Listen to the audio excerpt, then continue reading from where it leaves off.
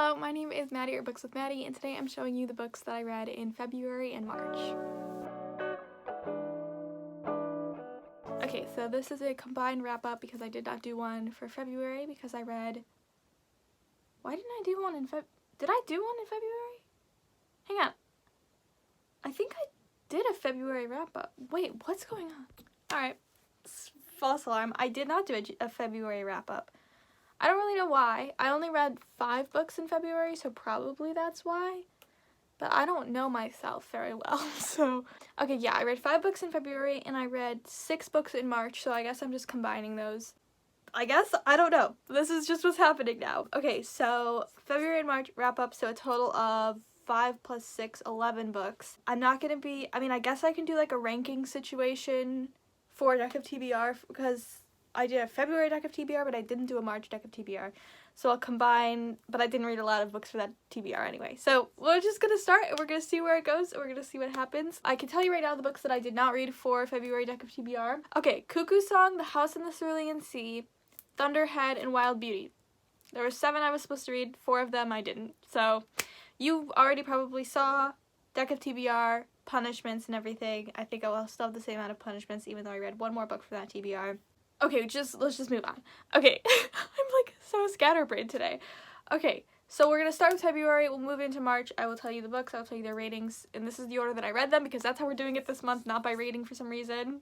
Let's just begin. Okay, so first we'll talk about Sister Outsider by Audre Lorde. This is a collection of essays and letters and papers and speeches by Audre Lorde. And it's amazing. This is a 5-star read for me. It was a reread. I read it, parts of it, last year. So most of it is a reread for me. Some of it was new to me. I'm taking a class on Black feminist thought this semester, and this was assigned for that class. So yeah, I reread this for that class. It is one of my favorite essay collections of all time. Audre Lorde is one of my favorite writers of all time. I think she has a profound impact on the feminist movement, and this is something that really is a great introduction into Black feminism and intersectional feminism as a whole, so it is something that I highly recommend. It's very important to be reading authors who take into account other identities into the feminist movement so that we're moving away from this like white feminism into a more intersectional view of feminism that encompasses multiple identities within the term feminism, and I think Audre Lorde is a really great introduction into that theory. 5 stars. It was amazing. Next, I read Ring Shout by P. Djeli Clark. This is a very short little novella. It follows... Okay, this has been a while because this is February we're in, so it's been a minute since I read this, but it follows...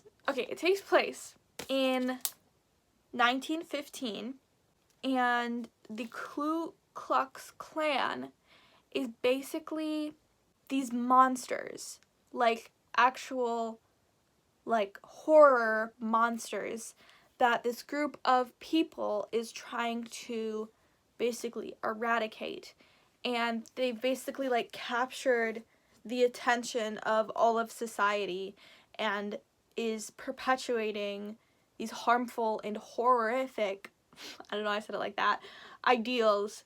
And so it's kind of like this allegory towards the actual horrors of the KKK, but in a literal horror sense, because this is a horror novella.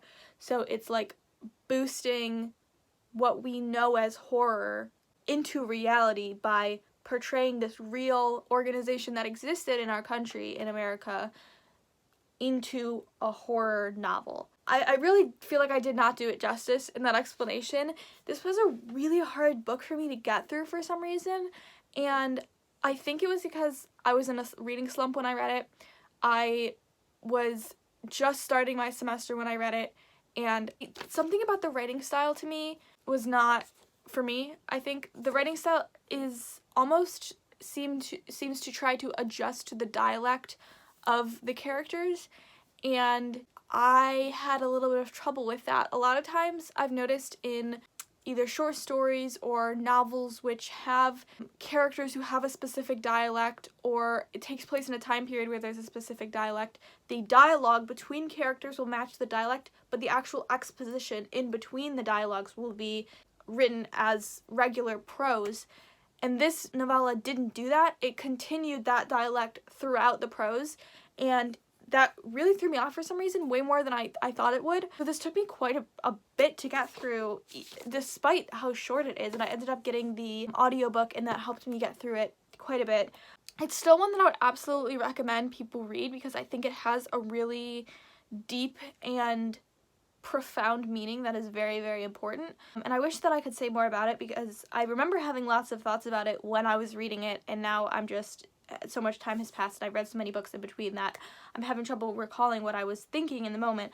But I ended up giving it 4 stars. I know so many people like absolutely love and adore this book and have given it like 1,000,000 stars, and so I think I'm in the minority with not giving it 5 stars. Even though I still loved it and gave it 4 stars, I do think I'm in the minority with that opinion. I do think a lot of people enjoyed this way more than I did. I'm like, don't know why I could not get into it the same amount, and I do kind of want to in the future at some point go back and reread it because I think I could get a lot more from it. And I think it's very possible that just the time, the mindset that I was in, just like the state of being of starting school really affected my reading of this book. And so yeah. Next, we'll talk about Wieland or The Transformation by Charles Brockden Brown.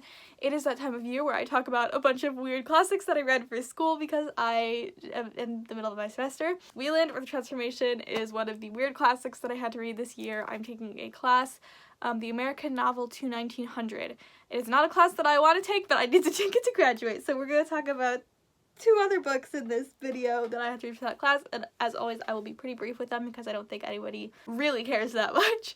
This out of the 3 though is definitely my favorite. I think I gave this one the 3 stars, which is a high rating for me for a classic that I had to read for a class. This book is about post-revolutionary America, a small society of 4 people who create this community, 2 sets of siblings.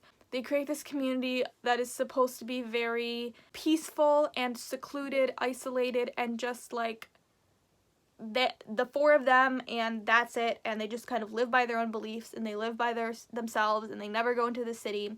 And then one day an outsider comes in and everything kind of just falls apart. That's like honestly the extent of this novel, and everything just kind of explodes into a mess. It has a lot of themes of finding the voice of democracy within a nation. It kind of has undertones of that, of the idea of voting in a democracy and every single person having, well, every single person at the time having the right to vote, so white men having the right to vote. The implications of religion and city life versus isolation, and then also dystopian versus the struggle for utopia.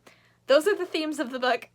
If you're interested in any of those themes, read Wieland or The Transformation. It is a very dense book. The beginning especially is very difficult to get into, but there is an audiobook on YouTube if you're interested. This is one of those classics that I actually feel like has some potential value and could be potentially enjoyed by people. The beginning is very dense, it is very rough, it is hard to get into the writing style, but overall I do think it has some value to it. And so yeah, that's all I'm going to say about that. Next, okay, we're going to talk about a 1.5 star book, which I DNF'd. This is The Quaker City, or The Monks of Monk Hall, a romance of Philadelphia life, mystery, and crime. I made it, I don't even know how far I made it into this book. So there's like 5 books combined into one book here, probably about halfway through, which is over 200 pages. So I was like, I usually when I DNF a book, I don't count it as a book that I read this year, but I read 200 pages of this size of text, so I'm giving myself the book because that's an insane amount. And if you have read this book, which I seriously doubt anybody who watches my channel has read this book because this book is ridiculously hard to find and nobody's ever heard of it, then you know, if you have read the book, that working through 200 pages of this is a huge accomplishment, and I think it should cover 5 books because this is one of the worst books I've ever read, and there are lots of reasons for that. One being, it's likely that George Lippert, who's the author of this, was either paid by word or paid by page count, so he was probably putting a lot of words so that he could get paid for having a lengthier novel. And also just the writing style is very different from what we have now. There are so many reasons that you can say justifies the terribleness that is this book. I don't care. I'm not reading 570 pages of this. What's really interesting about this book, though, is it was actually the most read or purchased, the most popular novel in America up until Uncle Tom's Cabin was published. So this was like a huge book in American history that nobody ever hears about, and probably for good reason, because it's terrible. This is only published through the University of Massachusetts. It's like $35. So I paid like $35 for this book that I will never ever ever finish and will probably burn. Okay, to take a short break from books that I read for my American novel class, we have an audiobook that I listened to, which is Brief Answers to Big Questions by Stephen Hawking. I'll put a picture up here. This is a fairly short book. Assuming you know who Stephen Hawking is, but if you don't, he is, or was, one of the leading scientists over the past 50-ish years. He was a physicist, and he developed a lot of really important theories and ideas and concepts about physics and space and time and life. I don't know. He's a very, very smart man. He recently died maybe 5 years ago, maybe 10. I don't know when he died, honestly. But it was within the past 10 years, I feel, maybe. I have been really into space and physics recently for literally no reason. My phone keeps running out of storage, so apologies for the abrupt drops. But yeah, I've been really weirdly into physics and space and time recently, and so I was like, I'm gonna read some Stephen Hawking, and I absolutely loved it. I rated it 4 stars. I really loved it.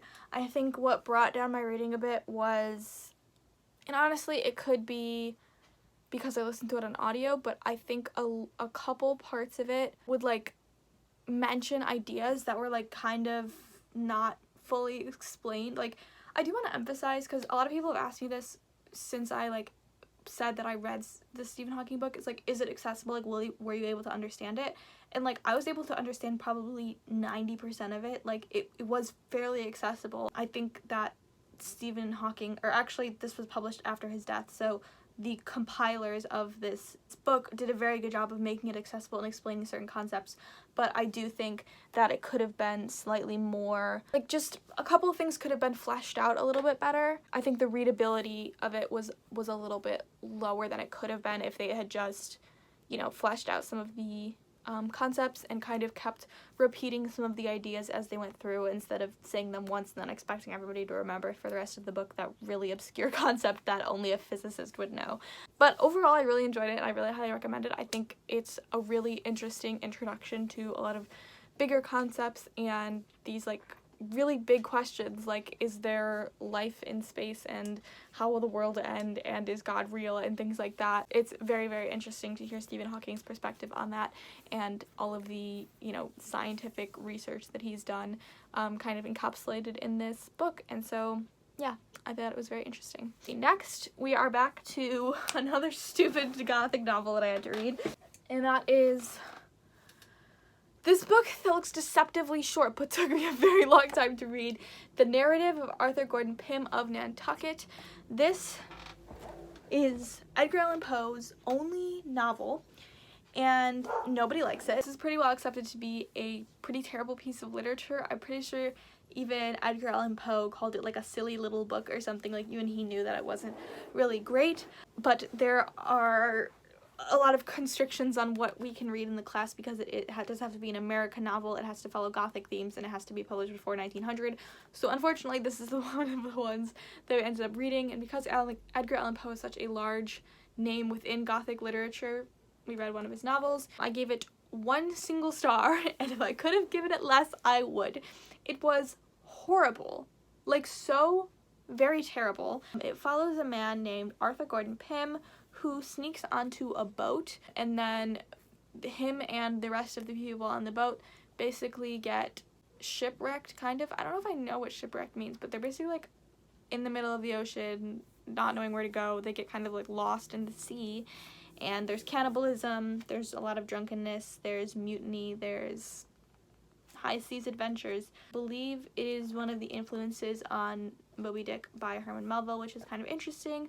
But overall, it is just a disaster of a book, and I really wouldn't recommend it at all unless you're like a giant fan of Edgar Allan Poe and you're like, I need to read everything he's ever written. It's very below average, and that's all I'm gonna say about it.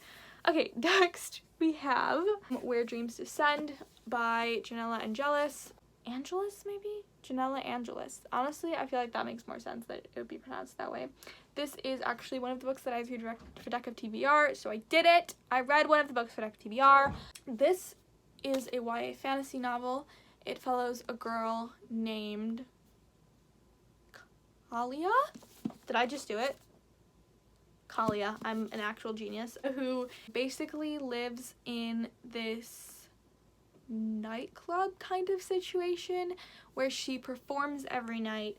The magic system in this is kind of, it's not really easy to explain, but honestly, I don't remember anything about it. It's kind of just like, I don't think the magic system was explained at all. I think it's just like magic. It's just like, I think they can make things float, they can create fire, they can make like shadows and like portals and throw things with their minds. I don't really know. It was just kind of like a very general magic idea.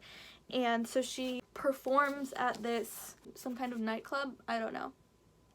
But anyway, she ends up escaping the nightclub and going to a city called Glorian, where there is a magic competition. Whoever wins the competition for the best magician basically like gets a lot of money, and I believe gets to like the opportunity to like go on some kind of magic tour or something like that.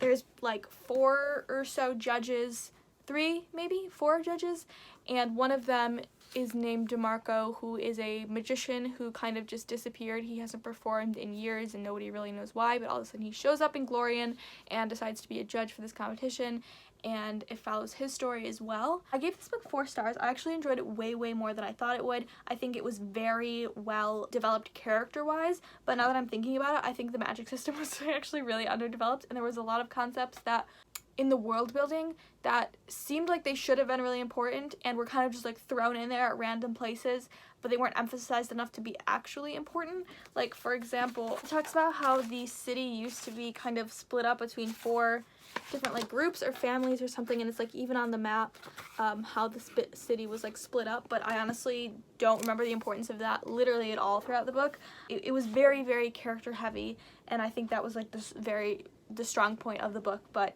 there are some other like important aspects that I'm hoping will be re-emphasized in the second book. I think it's a duology. I think there's only 2 books. And it has a very exciting and huge cliffhanger ending, which I loved, and I thought it was amazing. And the relationships between the characters are amazing. I really love this. And I think this book is super underrated because I don't hear a lot of people talking about it, but I think people should read it because I thought it was very good. And yeah, that's my spiel for Where Dreams Descend. 2 more books to go. We have Written in the Stars by Alexandria Bellefleur, who I've been saying Alexandra Bellefleur up until I literally finished the novel and then was putting it in my spreadsheet and realized it was Alexandria. So apologies for every single video that I've said Alexandra. So this book was the book for my friend group's book club. This was our book pick for February, but I read it in March because I was very behind on all of my reading. This is a sapphic romance between 2 characters, Elle and Darcy. It's enemies to lovers and fake dating. They're like polar opposites, and then they end up having to fake date to kind of get their families off of their backs, and in the process they end up falling in love. Very cute, but also very tropey. I feel like there was nothing that was really added to the trope. Like, I feel like nowadays that trope has been done so many times that you need to have like an extra element to it to make it something a little bit different, and this book didn't really have that, I felt, so I only gave it 3 stars. I think it was very cute. It obviously had great lesbian and bisexual representation, but I think that the actual writing and plot was pretty average. Just such a shame to say because I've heard such great things about this book and so many people love it, so I would still obviously recommend it because I could again be in the minority for this one. It felt like it was average. Very sorry to say that. Okay, and the final book, which I read this in March, was All the Light We Cannot See by Anthony Doerr, which is quite a hefty book. I read it a mix of just like reading it, and then I listened to some of it on audio and some of it listening to it while also reading it at the same time. It was a mixed experience, but I loved it so much. I've ended up finishing it in 3 days, I think, which was quite an accomplishment. It was the signal to me that I was finally out of my reading slump, because I flew through it. I absolutely loved it. Every spare second that I could give to this book, I was just sacrificing. This is a World War II historical fiction novel. It follows a couple different characters, but mainly a girl named Marie-Laure, who is a French girl who is blind, and it kind of follows her and her father's journey in escaping Paris and going to a place called Saint-Malo, I believe, where she resides with her great uncle.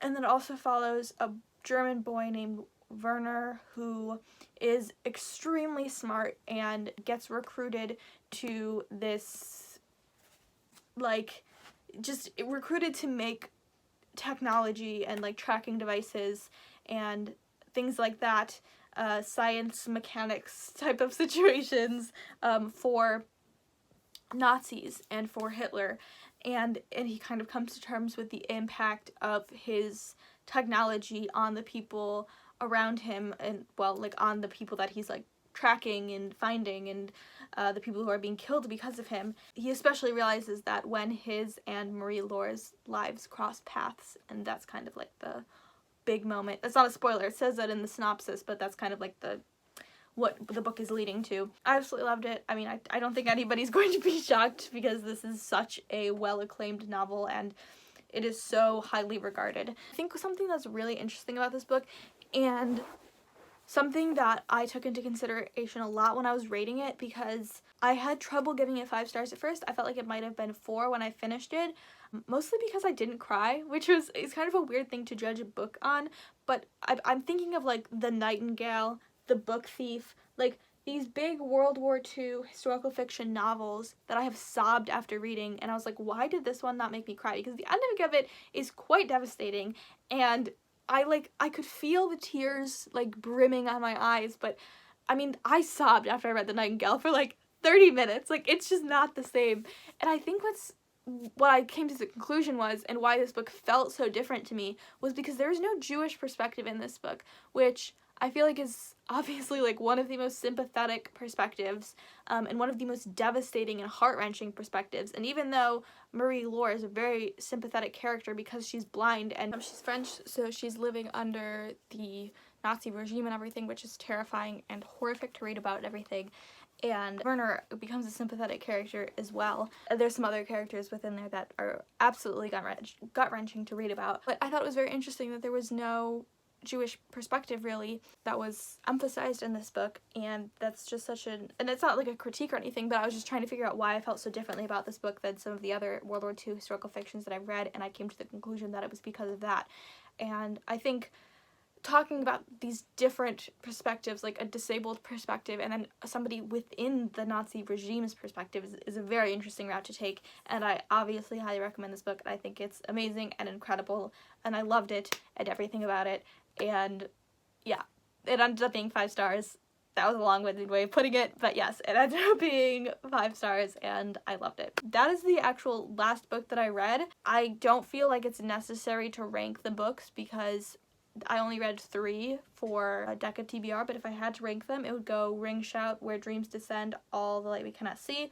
I unfortunately only read 3 for deck of TBR, and I got punished very heavily, as you saw in my April deck of TBR, because of that. Other than that, that is the end of this video. Let me know what you read in March and February if you want to. Thank you so much for watching. Feel free to like and subscribe if you feel so inclined. It really, really helps me out.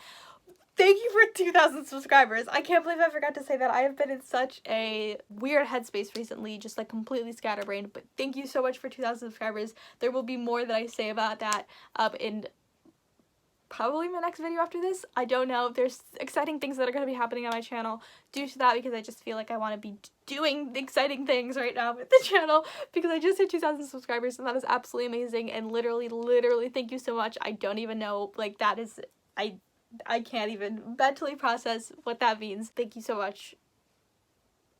I don't know what else to say besides that. Besides thank you. You all mean literally so much to me, and your comments and your likes and your subscriptions mean everything to me all the time. Thank you so much. I really hope you enjoyed this video. Keep an eye out for all the exciting things that are happening soon. I hope you have a great day. I hope you have a great week. I hope you have a great life, and I will see you very, very soon.